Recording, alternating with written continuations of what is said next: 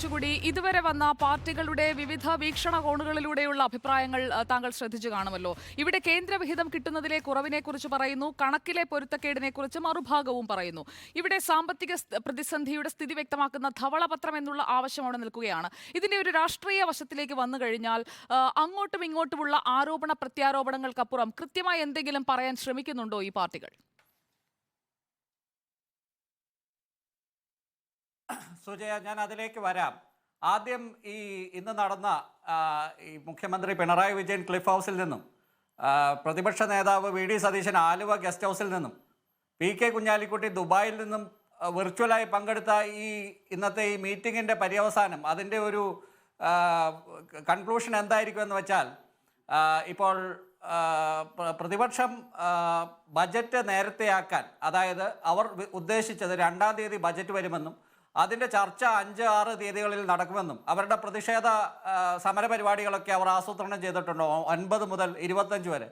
ആ ഒരു പ്രതീക്ഷ വെച്ച് അവർ അത് മുൻകൂട്ടി, അത് ഒരു തവണ മാറ്റിവെച്ചതാണ്, അത് മുൻകൂട്ടി അവർ പ്രഖ്യാപിച്ചിരുന്നു.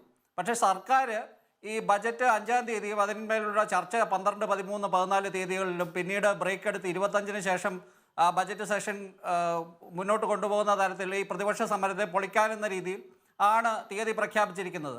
അപ്പോൾ എനിക്ക് തോന്നുന്നത് ഈ പ്രതിപക്ഷത്തിൻ്റെ തീരുമാനം സർക്കാരുമായിട്ട് അങ്ങനെ ഒരു നിബന്ധനയിൽ മേൽ മിക്കവാറും കുരുങ്ങി സർക്കാർ ആ കാര്യത്തിൽ അയയുകയാണെങ്കിൽ പ്രതിപക്ഷം ഏതെങ്കിലുമൊക്കെ തരത്തിൽ ഇതിനോട് സഹകരിക്കാൻ സാധ്യതയുണ്ട് എന്നാണ് ഞാൻ കരുതുന്നത്. അങ്ങനൊരു ഗൂഢാലോചന സിദ്ധാന്തമൊക്കെ ഇതിനകത്തേക്ക് കൊണ്ടുവരണോ ശ്രീ ആനന്ദ് കൊച്ചുകൂടി? ഇപ്പോൾ ഈ പറയുന്നത് താങ്കൾ പറയുന്ന ഒരു വലിയ ഗൂഢാലോചനയാണ്. കാരണം വെച്ചാൽ അപ്പോൾ ഈ ബജറ്റ് സെഷൻ ഇങ്ങോട്ട് മാറ്റാമെങ്കിൽ ഞങ്ങൾ ഈ സമരത്തിൽ കുറച്ചൊക്കെ സഹകരിക്കാന്ന് പറഞ്ഞാലേ, ഈ സമരത്തിൽ സഹകരിക്കുക എന്ന് പറയുന്നത് ഒരു മുന്നണിയുടെ, ഒരു പാർട്ടിയുടെ രാഷ്ട്രീയ നിലപാടാണ്.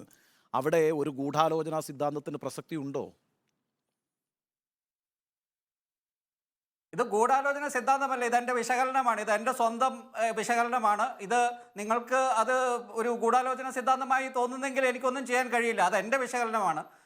രണ്ടാമത്തെ കാര്യം, ഇവിടെ എന്നോട് ചോദിച്ച ചോദ്യം, 3 പാർട്ടികൾ ഇവിടെ 3 തരത്തിൽ അവരുടെ കൺസേണുകൾ, അവരുടെ ഈ സാമ്പത്തിക കാര്യങ്ങളെക്കുറിച്ചുള്ള അവരുടെ കാഴ്ചപ്പാടുകൾ പറയുന്നുണ്ട്. ഇതിൽ കേന്ദ്രത്തിൻ്റെ, ഇവിടെ കേന്ദ്രം കേരളത്തെ ഞെക്കിപ്പിഴിയുകയാണ് എന്ന് പറയുന്നതിൽ കുറച്ചൊക്കെ കാര്യമുണ്ട്. കാരണം ഇതിൽ ഇപ്പോൾ ഇവിടെ ശ്രീ ജയസൂര്യൻ പറഞ്ഞത് കേട്ടാൽ തന്നെ നമുക്ക് മനസ്സിലാകും, അവർ ഓരോ റൈഡറുകൾ വെച്ചാണ്, ഓരോ പദ്ധതികളനുസരിച്ചാണ് പൈസ കൊടുക്കുന്നത്. ആ പദ്ധതികൾക്കനുസരിച്ച് കേരളം അത് വിനിയോഗിച്ചില്ലെങ്കിൽ ആ ഫണ്ട് ലാപ്സായി പോകുന്നു. മുൻപ് ഈ ചരട് കോർത്തുള്ള ഫണ്ടുകൾ ഇത്രയധികം ഇല്ലായിരുന്നു. ഇപ്പോഴാണ് കേന്ദ്ര സർക്കാരിന് മനസ്സിലായത്. ഇപ്പോൾ ഇവിടെ പെൻഷൻ പോലെയുള്ള പല കാര്യങ്ങളെക്കുറിച്ച് പറഞ്ഞു. അപ്പോൾ കേന്ദ്രം അതിൻ്റെ അകത്തൊരു വിഹിതം, ഇപ്പോൾ ഭവന നിർമ്മാണ പദ്ധതി ഉൾപ്പെടെ പല കാര്യത്തിലും കേന്ദ്രത്തിൻ്റെ ഒരു വിഹിതവും കൂട്ടി കേരളം അത് വളരെ ഭംഗിയായിട്ട് അതിനെ കുറച്ചുകൂടി പൊലിപ്പിച്ച് അത് വലിയൊരു സംഖ്യയാക്കി. അതിപ്പോൾ ലൈഫ് മിഷൻ്റെ കാര്യത്തിലാണെങ്കിലും, അല്ലെങ്കിൽ കേന്ദ്ര സർക്കാർ കൊടുക്കുന്ന പെൻഷനും കേരള സർക്കാർ കൊടുക്കുന്ന പെൻഷനും ഇവിടെ വലിയ സംഖ്യയൊക്കെ കൊടുക്കുന്നുണ്ട്, ശരിയാണ്. പക്ഷേ അപ്പോൾ ആ കേന്ദ്രത്തിൻ്റെ ഒരു വിഹിതം ഉണ്ട്. ഇപ്പോൾ പെൻഷൻ്റെയൊക്കെ കാര്യത്തിലാണെങ്കിൽ കുറേ കാലമായിട്ട് കേന്ദ്രത്തിൻ്റെ വിഹിതം കിട്ടാനുണ്ട് എന്നുള്ള പറയുന്നതെല്ലാം സത്യമാണ്, അതിൻ്റെ അകത്തൊന്നും എനിക്ക് തർക്കമില്ല. പക്ഷേ ഈ സാമ്പത്തിക കാര്യങ്ങളെക്കുറിച്ച് പഠിച്ച ഒരാളെന്ന നിലയ്ക്കും ഇതിനെക്കുറിച്ച് കുറേ ലേഖനങ്ങൾ എഴുതിയ ഒരാളെന്ന നിലയ്ക്കും എനിക്കിവിടെ പറയാനുള്ള ചില കാര്യങ്ങൾ, ഇത് എനിക്ക് വസ്തുതയോട് മാത്രം കടപ്പാടുള്ളൂ. വേറെ ഇവിടെ രാഷ്ട്രീയമായിട്ട് ആര് എന്ത് പറയുന്നു എന്നുള്ളത് എനിക്ക് പ്രശ്നമല്ല.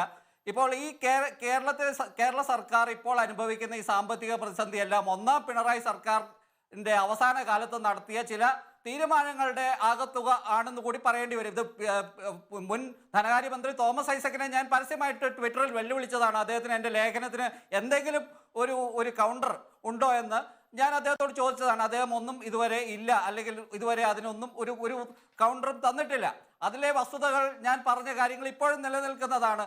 അന്ന് ഈ തെരഞ്ഞെടുപ്പിലേക്ക് പോകുന്നതിന് മുമ്പ് 2021 ജാനുവരിയിൽ സർക്കാർ ഉദ്യോഗസ്ഥരുടെ ഈ ശമ്പള പരിഷ്കരണം നടത്തി. അന്ന് കോവിഡിൻ്റെ പശ്ചാത്തലത്തിൽ അത് സർക്കാരിന് വേണമെങ്കിൽ മാറ്റിവെക്കാവുന്നതായിരുന്നു. ഇവിടെ ശ്രീ അരുൺകുമാർ പറയുന്നു കിഫ്ബിയുടെ കാര്യവും കേരള സോഷ്യൽ സർവീസ് ഫണ്ടിൻ്റെ കാര്യവും അത് ഓഫ് ബജറ്റായിട്ട് കേരള സർക്കാർ വിഭാവനം ചെയ്ത ഒരു കാര്യമാണ്. അത് മാധ്യമങ്ങളിൽ കൂടി അതിൻ്റെ പ്രൊപ്പഗാൻഡ നടത്താൻ വേണ്ടി ഇവിടെ കഴിഞ്ഞ ഇലക്ഷൻ്റെ സമയത്ത് എല്ലാ ചാനലുകൾക്കും കിഫ്ബി ഫണ്ട് അനുവദിച്ചതാണ്. എല്ലാ ചാനലുകളും അതിൻ്റെ പ്രോഗ്രാമുകൾ പല വിധത്തിൽ ചെയ്തതാണ്. എന്നിട്ട് എന്താണ് ഉണ്ടായത്? അന്ന് തോമസ് ഐസക് പറഞ്ഞത് ആ പൈസയെല്ലാം ഓഫ് ബജറ്റാണ് ഇവിടെ, അത് ബജറ്റിൽ അത് ബജറ്റിൽ ഭാഗമാകുന്നില്ല. നമ്മുടെ മോട്ടോർ വെഹിക്കിൾ ടാക്സിന്റെ ഒരു ഭാഗം അതിൻ്റെ അകത്ത് വരുന്നുണ്ട്. എന്നിട്ട് പോലും പക്ഷെ എന്താണ് സംഭവിച്ചത്? കേന്ദ്രം അതെല്ലാം ബജറ്റിന്റെ ഭാഗമായിട്ട് ഉൾപ്പെടുത്തുകയും നമ്മുടെ കടമെടുപ്പ് കുറയ്ക്കുകയും ചെയ്തു. കടമെടുപ്പ് കുറയ്ക്കുന്നത് ഒരു അതിന്റെ ഒരു കമ്പോണന്റ് മാത്രമാണ്. പല കാര്യങ്ങളുണ്ട് ഇതിന്റെ അകത്ത്. ഈ ഫിനാൻസ് കമ്മീഷന്റെ കാര്യം, 15ാം ഫിനാൻസ് കമ്മീഷൻ കേരളത്തിന്റെ ജനസംഖ്യ വ്യക്തമാണ്.